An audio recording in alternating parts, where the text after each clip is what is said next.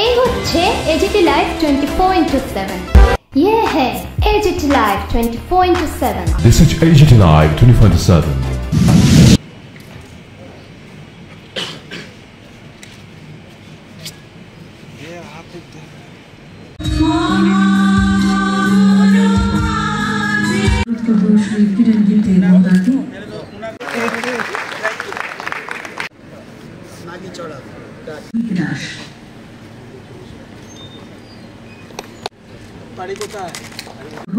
माननीय मंत्री श्री प्रणजीत सिंह राय,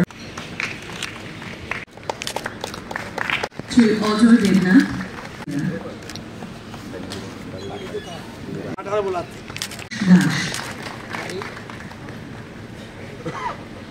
श्री रुबेन मलसम, परवर्तीते श्री आमास मुंडा, सुदीपा दास चौधरी, श्री जय किशोर देव, श्री बरुण देवबर्मा, श्रीमती सुष्मिता दास, श्रीमती मौसुमी देव, उपमा दास, श्री जुएल, मोनिका कर,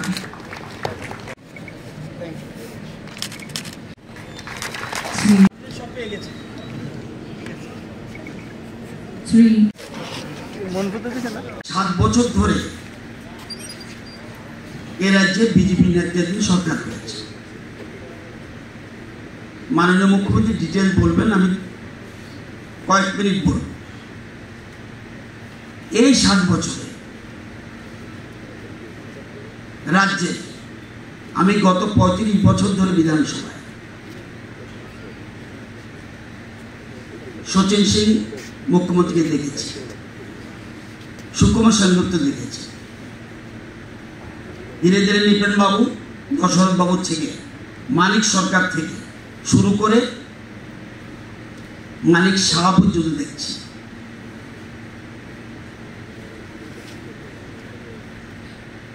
এত দিনের মধ্যে এ রাজ্যের ইতিহাস 7 বছরের যে ডেভেলপমেন্ট, যদি এই সময়ের মধ্যে কম্পারিজন করা হয়, কোন সরকার করতে পারেনি। বাস্তব সত্য কথা। এই যে মন্ত্রিসভাটা রয়েছে, স্বচ্ছতার প্রতীক। কোন মন্ত্রী লেগেছে আমার রিকোয়েস্টে কারো চাকরি হচ্ছে, দিচ্ছেন না কেন আমার রিকোয়েস্টে চাকরি? This is not a system. ওই 18 সালে প্রতিজ্ঞা করেছিল, আমরা যদি ক্ষমতায় আসি স্বচ্ছতার ভিত্তিতে চাকরি দেব। এখনো মনে আছে সেই কথা। এতে কি হবে? যারা গরিব মানুষ আছে তারা, তাদের যোগ্যতা থাকলে তারা চাকরি পাবে। আপনি দই কিনতে গেলে গোপালের দই খুঁজেন কেন? কেন কেন গোপালের দই খুঁজেন? মাছ কিনতে গেলে ভালো মাছটা কেন? তাহলে আমার মুখ্যমন্ত্রী যে পূর্ত দপ্তর চালাবে, সেখানে তো আমার কোয়ালিটি চাই। আমাদের সরকার মাননীয় মুখ্যমন্ত্রী স্টেপ নিচ্ছে। 99 किलोमीटर ছিল 35 বছরে। अरे क्या बात कर रहे हैं, कोई गलती होगा क्या? He is expert because he is PWD sector 900 kilometre. কিছু বলা আছে? আছে না কিছু বলা? রাজ্য সরকারের মাননীয় মুখ্যমন্ত্রীর নেতৃত্বে আমরা প্রত্যেক বছরই সমস্ত দপ্তরের মধ্যে প্রয়োজনীয় যে সমস্ত সরকারি বিভিন্ন পদে যাদেরকে নিযুক্তি করার প্রয়োজন, এবং তার আজকে দীর্ঘ কয়েক বছর যখন আমরা সরকার এসেছি তারপর থেকে আমরা এটা শুরু করি। তো আমার দেশের সংখ্যা বাড়ছে এবং সেই অনুযায়ী যতটুকু আমাকে তথ্য, সেখানে প্রায় অল্প কিছু কম 20,000-এরও বেশি সরাসরি যাদেরকে বিভিন্ন দপ্তরে আমরা নিযুক্তি দিতে পেরেছি। এবং এর সঙ্গে স্বাভাবিকভাবে বিশেষ করে যেখানে পূর্ত দপ্তর, আমাদের হেলথ ডিপার্টমেন্টের ডক্টর আদার্স, সেই সঙ্গে শিক্ষক টেকনিক্যালে এই নিযুক্তির জন্য সরকার পুরো কদমে এটা কোথাও আমাদের রাজ্য সরকারের কোথাও সমস্যা রয়েছে এই নিয়োগের ক্ষেত্রে। কিছুটা হয়তো ধীরে গতিতে হয়, তার জন্য অনেকেই সেগুলো সরকার সম্পর্কে সমালোচনা করার একটা অভ্যাসে দাঁড়িয়েছে। তবে এটুকু বলতে হবে যে আমাদের সরকার বিগত দিনের সরকারের মতো নয়। আমাদের মাননীয় মুখ্যমন্ত্রীর নেতৃত্বের স্বচ্ছতা এবং যাদের যোগ্যতা, নিরপেক্ষতা সব কিছু মিলিয়ে আমাদের বিভিন্ন সরকারি চাকুরিতে আমরা দিতে হচ্ছে। আজকে মনে হলো আজকেই সেখানে হয়ে যাবে 2 মাস 1 মাসের মধ্যে, সেটা নয়। যেমন আপনারা সকলে জানেন যে টিপিএসসি বা জিআরপিটি, যার মাধ্যমে আমাদেরকে সরকারি চাকরিতে নিয়োগ দিতে হচ্ছে, সেটা একটা স্বচ্ছতার মধ্যে কোথাও কোনো হস্তক্ষেপ আমাদের সরকার করে না এবং নিরপেক্ষতা এবং যোগ্যতার ভিত্তিতে সেখানে চাকরি হয়। সেখানে কি সময় লাগবে? এটা স্বাভাবিকভাবে সেই পরিকাঠামোকে আরও যত খুব ত্বরান্বিত করা যায়, খুব তড়িঘড়িতে আরও করা যায়, তার জন্য মাননীয় মুখ্যমন্ত্রী সময়ে সময়ে সেই সমস্ত জিআরপিটি এবং টিপিএসসিকে তার কার্যকালে সমস্ত তার পলিসি অনেকটা তারা বাড়ানো হয়েছে, এই পরিকাঠামোকে বাড়ানো হয়েছে। এবং যেখানে আজকে পূর্ত দপ্তরের মধ্যে প্রায় আমাদের সরকারের প্রায় 400 ইঞ্জিনিয়ারদের, বিভিন্ন যেখানে জুনিয়র ইঞ্জিনিয়ার থেকে বিভিন্ন ইঞ্জিনিয়ারদের সেখানে নিযুক্তির অনুমোদন আমাদের দেওয়া হয়েছে। সময়ের সঙ্গে সঙ্গে সেই জিনিসগুলো আজকে বোধহয় সেই 400 আপনাদের এখন এই জুনিয়র ইঞ্জিনিয়ার ডিপ্লোমাদের মাধ্যমে সেখানে সেটা সম্পূর্ণ হবে।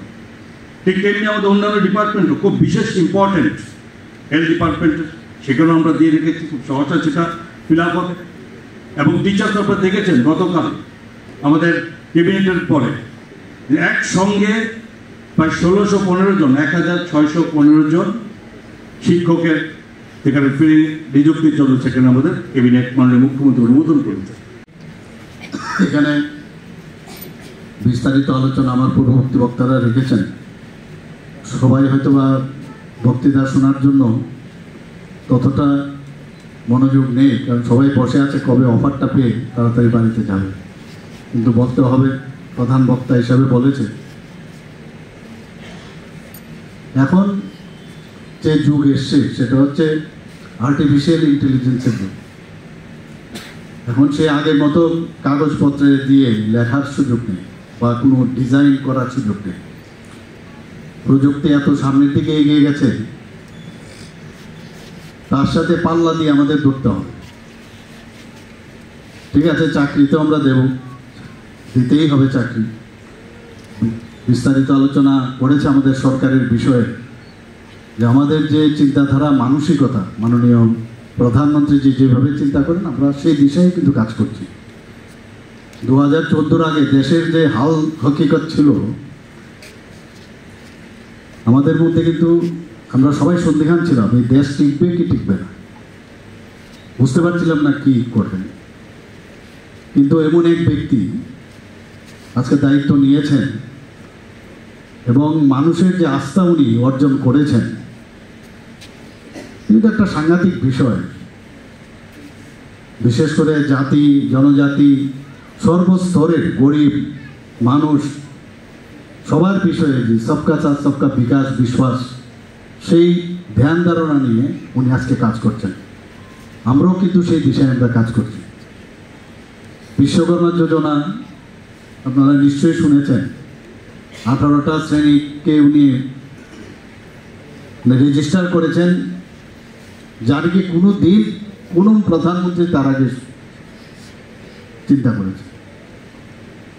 প্রায় 13,000 কোটি টাকা তাদের ডেভেলপমেন্টের জন্য উনি যখন ঘোষণা দেন, এবং ঘোষণা না সেটার প্রপারলি কাজ হচ্ছে কিনা সেই বিষয়ে উনি কিন্তু আমাদের যখন মুখ্যমন্ত্রীদের কনক্লেভ হয় সেখানে কিন্তু আমরা কি কাজ করছি, আমাদের পজিশন কি করছি কিনা, যেটা ঘোষণা দেন সবকটার কিন্তু ফলো আপ করেন।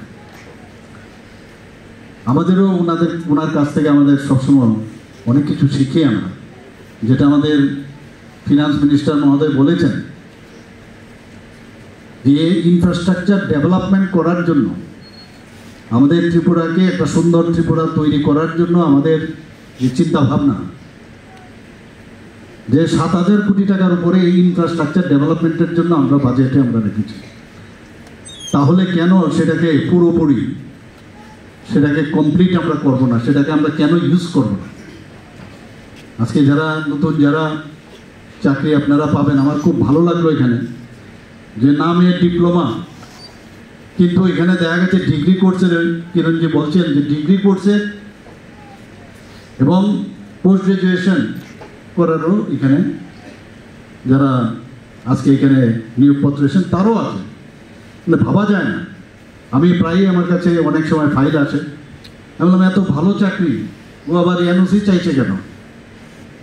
বসে থাকার সুযোগ নেই, আরেকটা ভালো চাকরির জন্য সে এনওসি চাইছে। চাকরিতে থাকলেও আপনাদের কিন্তু ফিউচার খোলা থাকবে, আবার আপনারা ট্রাই করতে পারবেন। আমি সাথে সাথে এনওসি দিয়ে দিই, কারণ এখানে কিন্তু শুধু চাকরি না, আপনি চাকরির জন্য চাকরি না, আপনার দেশ গড়ার জন্য, রাজ্য গঠনের জন্য আপনাদের কিন্তু এই নিয়োগ। এটাকে শুধুমাত্র যদি চাকরি ধরেন, সেটা আগের দিনে ছিল, আমাদের 35 বছরের রাজত্ব বা 5 বছরের এসব সময় ছিল এগুলো, কারণ ওনাদের সিলেকশনও সেইভাবে হতো, মানসিকত সেই ধরনের, মানে ওই ধরনের যে ক্রিম লেয়ার সেইগুলো কিন্তু কালেক্ট করা হতো। তো আমাদের যে 7,000 কোটি টাকার উপরে আমরা বাজেটে আমরা রাখলাম, সেটাকে তো নিংড়ে আমাদের নিতে হবে, যাতে সামনের বছর আমরা এটাকে আরো 10,000 কোটি টাকা করতে পারি। 27,000 কোটি টাকার বাজেট আমরা 32,000 কোটি টাকা আমরা এবার বাজেটে রাখলাম। এটা কিন্তু এমনিতে হয়নি, একটা জাম্প মেরে 4,000 কোটি টাকা এক্সট্রা। অর্থাৎ কি হলো, যে মাননীয় প্রধানমন্ত্রীজির যে কেন্দ্রীয় সরকার, ওনারা দেখেছেন ত্রিপুরাতে এত ট্রান্সপারেন্সির মাধ্যমে কাজ হয়, প্রতিটা টাকা পয়সা বিভিন্ন স্কিমে যা দেওয়া হয়, সারা ভারতবর্ষের মধ্যে আমরা কিন্তু কোনো কোনো জায়গায় 1 নম্বরে, কোনো কোনো জায়গায় আমরা 2 নম্বরে, 3 নম্বরে, এরকম একটা পজিশনে আমাদের আছে। তাহলে কেন না কেন্দ্রীয় সরকার আমাদের হেল্প করবে? এই 4,000 কোটি টাকা কিন্তু এমনিতে আসেনি, এটা জাম্প করে কিন্তু সেই জায়গাটা এসছে। আমাদেরও বুঝতে হবে, যেটা আমার পূর্ববর্তী বক্তারা বলেছেন, প্রধানমন্ত্রীজি বারবার চাইছেন যে সার্টিফিকেটের দৌলতে আপনি চাকরি পেয়েছেন, সেটা থিওরিটিক্যাল আপনি করেছেন, কিন্তু প্র্যাকটিক্যালি যে মাননীয় প্রধানমন্ত্রীর যে কৌশল্য যোজনা, এম কৌশল্য যোজনা এবং ডিজিটাল ইন্ডিয়া, এই যে ভাবনা চিন্তা, এইগুলোর উপর ভিত্তি করে যে আরো স্কিলড, আমি নিজে একজন ডাক্তার, আমি ডাক্তারি পাস করেছি, কিন্তু তারপরে অনেক জায়গায় আমরা দেখি যে ওই যে পেশেন্টে প্রপার যদি আমি তার জানকারি, যদি আমি ট্রেন না থাকি, সেই কাজটা আমি করবো না। আমি বলবো যে একটা কাজ করুন, আজকে ওই এখানে কাউন্সিলিংটা বেশি হয় কাজের থেকে, ওনাকে বলবো যে আজকে প্রেসক্রিপশন করলাম, ওই আপনার এটার একটু পরীক্ষা করে নিয়ে আসেন। করতে করতে পেশেন্ট চলে যায়, ওই শিলচরে চলে যায়, দিল্লি চলে যায়, সাউথে চলে যায়। কিন্তু যার কনফিডেন্স আছে, সে কিন্তু সাথে সাথে, যে ডাক্তারবাবু এই কনফিডেন্স আছে, কারণ he has been trend or she has been trend, তো তার পক্ষে অনেক সুযোগ। তো সেইভাবে সমস্ত জায়গায় প্রধানমন্ত্রী যে বারবার বলছেন, আমার স্কিল এমপ্লয়েবিলিটি লাগে, যেটা আমাদের মাননীয় মন্ত্রী বাহাদুর রতনবাবু বলেছেন একটু আগে, যে শুধু চাকরির জন্য চাকরি না। আমরাও এক এক সময় কাউকে কাজ দিতে গেলে আমরা যখন খবর নিই, তখন অনেকে বলে, আরে ও তো সেইভাবে ওকে দিলে কাজটা উঠানো যাবে না। এই টিচারের সংখ্যা আমরা গত প্রায় 1600-র উপরে আমরা কিন্তু অলরেডি কালকে পাস করেছি। এখানে আপনাদের অবগতির জন্য জানাতে যে 27শে জুন 2025 পর্যন্ত ডাই ইন হার্নেস, অনেক সময় আমাদের বলা হয় ডাই ইন হার্নেসের চাকরি হয় না, চাকরি হয় না। এর জন্য এবার ঠিক করেছি, যেখানে যাব কত চাকরি দিলাম, ডাই ইন হার্নেসের চাকরিটাও শুনিয়ে দিই। মোট 19,484 জন আমরা 27শে জুন 25 পর্যন্ত আমরা দিয়েছি। আজ 1 জুলাই 2025-এ 74 জন আরো, এর মধ্যে ডেইলি ফাইল সই করি ডাই ইন হার্নেস, সেখানে এই 74 জন দেওয়ার পর এবং 184 আজকে আমরা দিলাম। সেই দেওয়ার পরে এই ডাই ইন হার্নেস সহ কত হলো, 19,742 জন আমাদের সরকার আসার পর এখন পর্যন্ত আমরা নিয়মিত চাকরি দিয়েছি। মাত্র এই 7 বছর আমরা এই চাকরিটা দিয়েছি। আজকে যদি আমরা কন্ট্রাকচুয়াল ধরি, আমরা যদি আউটসোর্সিং ধরি, প্রায় 7 থেকে 8 হাজার চাকরি এর মধ্যে হচ্ছে। এমএসএমইর কথা যদি আমরা বলি, এমএসএমইর মধ্যে আমরা মাইক্রোতে প্রায় 2.1 লাখ যারা নিজেরা এন্টারপ্রেনার হয়েছে, স্মল এবং মিডিয়ামে, সেখানেও আমাদের প্রচুর লোক আমাদের নিজস্ব আছে, বাইরের থেকে এখানে আসছে। আমাদের যারা মায়েরা আছেন, বোনেরা আছেন, এসএসজি গ্রুপ 2016 আগে মাত্র 4000 গ্রুপ ছিল, আর আমাদের সময় এখন কত হয়েছে? 56,000 আমাদের এসএসজি গ্রুপ হয়েছে ত্রিপুরাতে। তো সেখানেও আমরা কিন্তু কিছুদিন আগে আপনারা দেখেছেন ত্রিপুরাতে যে 3টা থার্ড স্টেট এখানে পূর্ণ সাক্ষরতা রাজ্য হিসাবে আমরা ঘোষণা দিয়েছি যে 96.5%। এটা কিন্তু এমনিতে না যে 96% ওই স্বাক্ষর করলো এরকম না, অনেকগুলো প্যারামিটার আছে। সেই প্যারামিটার যদি আপনি পড়েন ভালোভাবে, ওনাদের জিজ্ঞেস করা হয় লিখিত আকারে, তবেই হয়। 4-5টা ক্রাইটেরিয়া। সেখানে পপুলেশনের দিক দিয়ে গেলে আমরা যদি গোয়াকে আমরা চিন্তা করি বা মিজোরামকে চিন্তা করি, আর আমরা ত্রিপুরা, আমরা কিন্তু পপুলেশনের দিক দিয়ে হাই, যে এতগুলো লোকের মধ্যে আমাদের যারা মায়েরা বোনেরা আছেন তারা কিন্তু আজকে পূর্ণ সাক্ষরতা করতে পারছে বললেই ত্রিপুরা থার্ড স্টেট ডিক্লেয়ার হয়েছে। ভাবা যায় না এগুলো। এবং তাদেরকে শুধু হলো তা না, তাদেরকে যাতে স্কিল ডেভেলপমেন্টের সাথে যুক্ত করা যায় বিভিন্ন ডিপার্টমেন্টে, তার জন্য আমরা ব্যবস্থা করছি অলরেডি। ত্রিপুরা আগে এমনিতেই আমরা বলতাম, এখন ফ্রন্ট রানার স্টেট হিসাবে ডিক্লেয়ার হয়েছে ত্রিপুরা, এবং এমনিতে নর্থ ইস্টার্ন জোনের মধ্যে ফ্রন্ট রানার স্টেট হয়েছে। আমাদের যদি এগুলোর ক্রাইটেরিয়া দেখলে বোঝা যায় ত্রিপুরা ঠিক সঠিক পথে চলছে। এখানে আমাদের যদি পার ক্যাপিটা ইনকাম দেখা যায়, পার ক্যাপিটা ইনকাম আজকে আমাদের সিকিমের পরে ত্রিপুরা, এবং জিএসডিপি যদি আমরা দেখি সেখানে আসামের পরে আমরা স্থান। তাহলে আমি ভাবছি যে আগামী দিন যখন আমাদের আরও জিডিপি বাড়বে, আর জিডিপি কী করে বাড়বে? ইনফ্রাস্ট্রাকচার ডেভেলপ করতে হবে, প্রপার ইনফ্রাস্ট্রাকচার করতে হবে।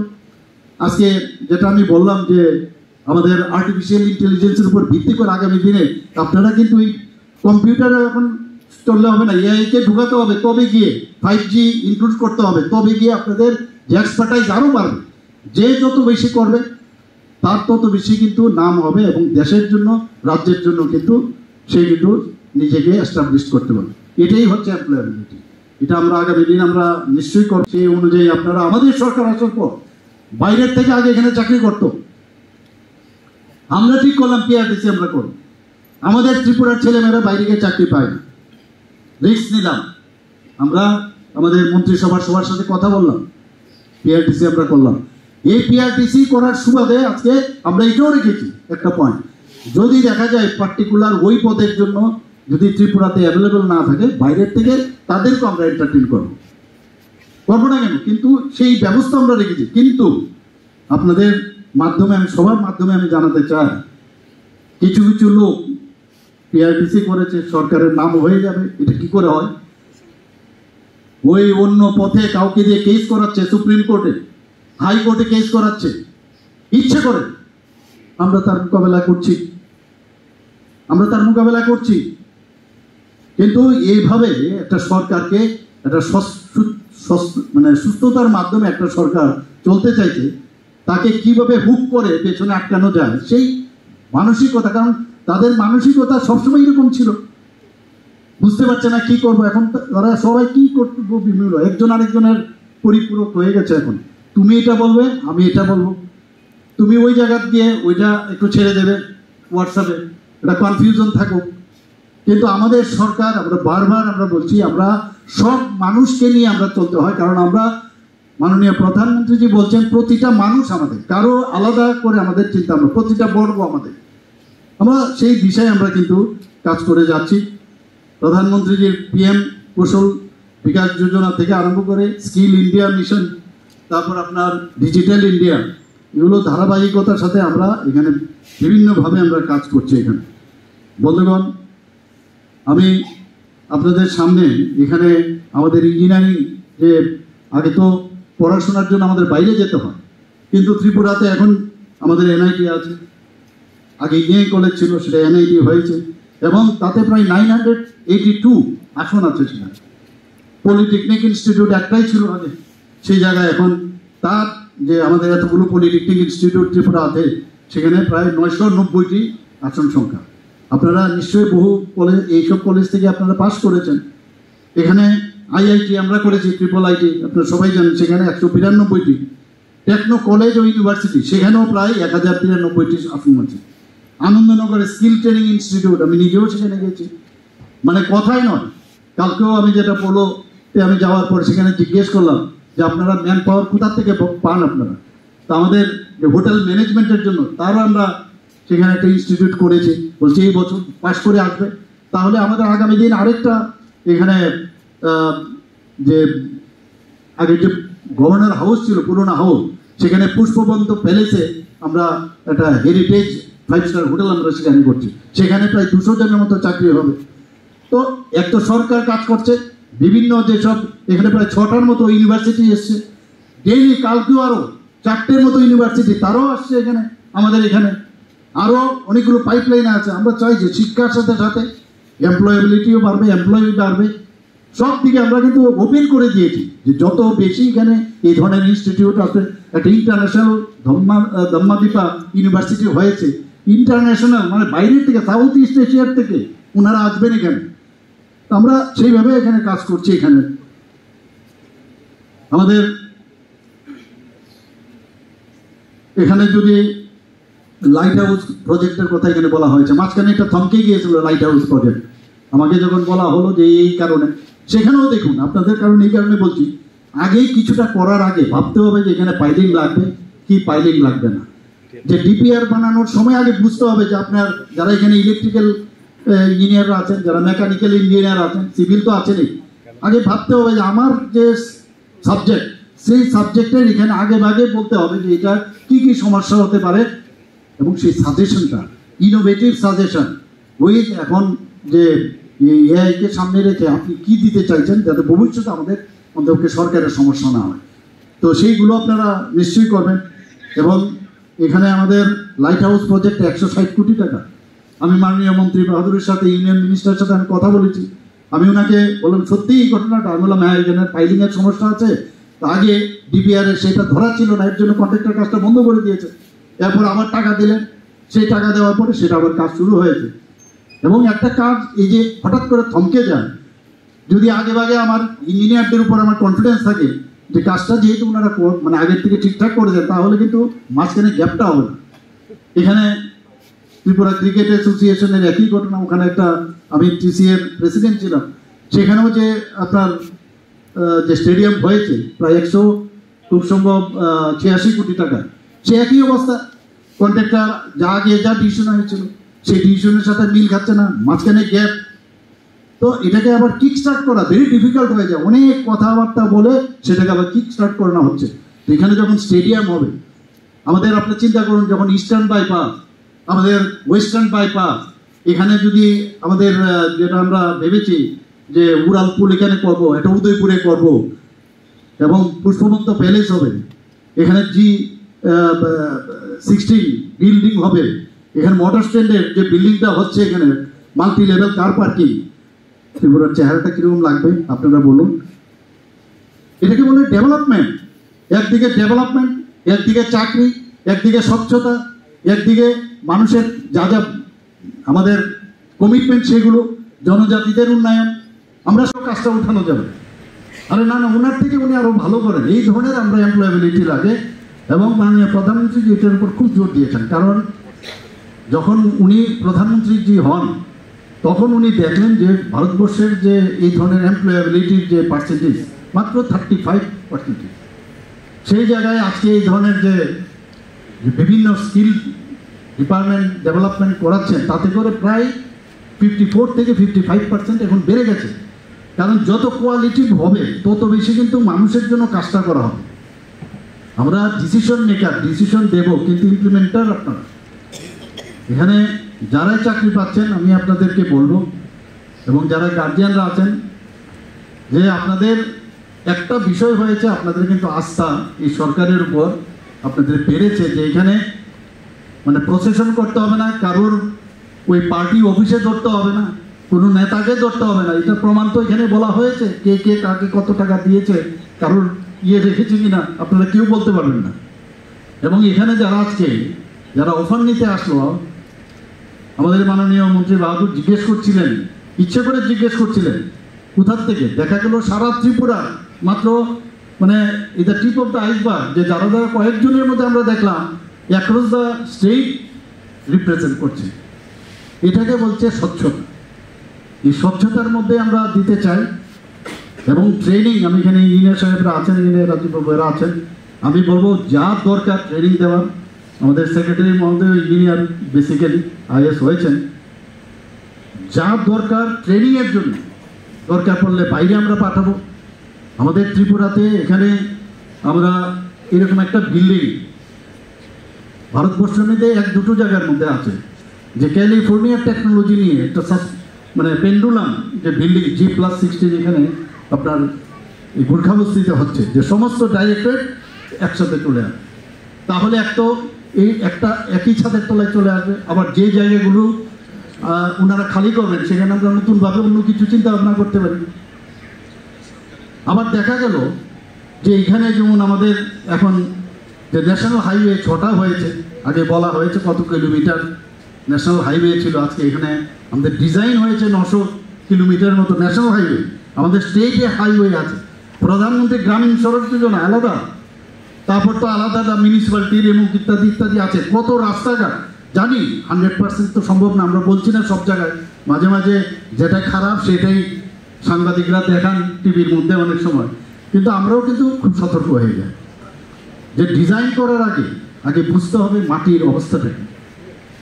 এখানে এবারেও আমরা দেখলাম ন্যাশনাল হাইওয়ের একটা জায়গার মধ্যে মাটির নিচে অলরেডি চলে গেছে, তো সেখানে কি করে রাস্তাটা ঠিক থাকবে। এর জন্য আমরা সাথে সাথে আমরা কেন্দ্রীয় সরকারের সাথে কথা বললাম, যেমন কথা তেমনি কাজ, পুরো টিম পাঠিয়েছে। আর ত্রিপুরাতে সবচেয়ে বড় জিনিস হচ্ছে যে মাত্র 4 মাসের কাজ, 4 মাস আপনি কাজ করতে পারবেন, কারণ রেনি স্টেট কখন যে বৃষ্টি আসবে কেউ বলতে পারবে না।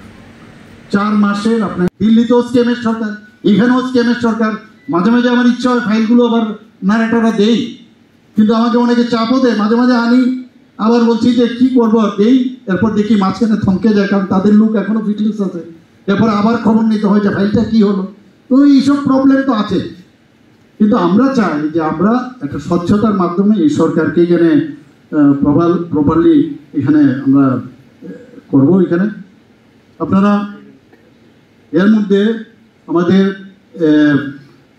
যে প্রাইম মিনিস্টার যেটা PM ডিভাইন, সেই ডিভাইনে আমরা আগরতলা ডেন্টাল কলেজে 202 কোটি টাকা পেয়েছি।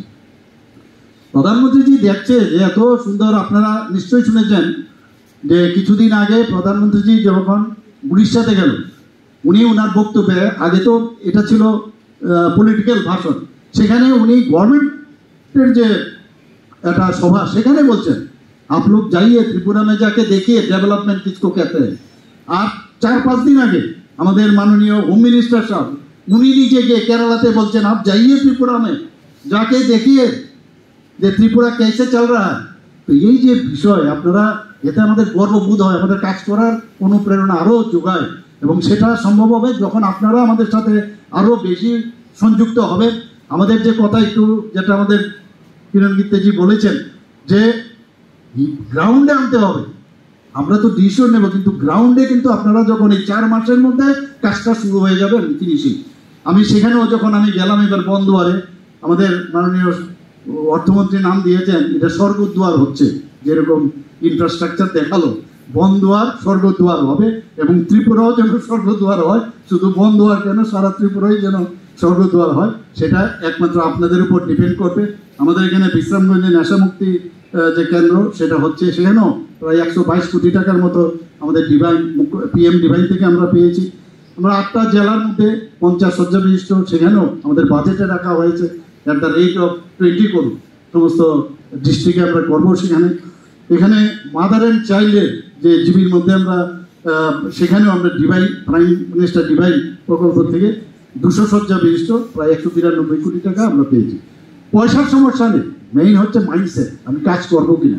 মাঝে মাঝে উল্টো পাল্টা খবর আসে, এমুক জায়গায় এমুক করছে তেমুক করছে, এটা যাতে না করে। কেন আমি ওনাদের বিরুদ্ধে আমি অ্যাকশন নেব। এটা যাতে কোনো অবস্থায় না হয়, কারণ জীবনে আর কিছু থাকুক না থাকুক একটা জিনিস থাকবে যে আমি আমার বিবেকের কাছে আমি স্পষ্টতার সাথে আমি কাজ করেছি, আমি কোনো অন্যায় করিনি, তাহলে দেখবেন উপরওয়ালাও কিন্তু আপনাকে সেইভাবে আশীর্বাদ করে। সবাইকে আমি যারা আজকে এখানে অফার নিতে এসেছেন তাদের ভবিষ্যৎ সুন্দর হোক সেই কামনা করে আমি সবাইকে ধন্যবাদ জানিয়ে আমার বক্তব্য